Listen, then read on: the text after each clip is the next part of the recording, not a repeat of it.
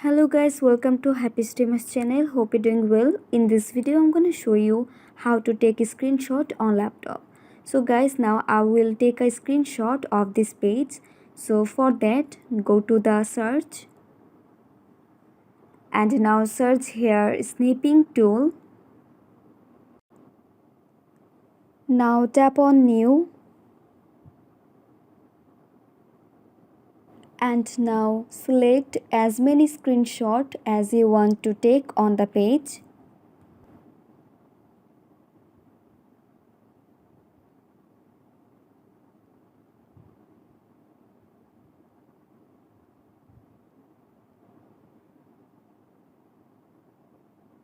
And guys, as you can see, the screenshot has been taken. And now if you want to save this screenshot, then press Ctrl S on the keyboard and then just select save option, and then your screenshot will be saved on your device.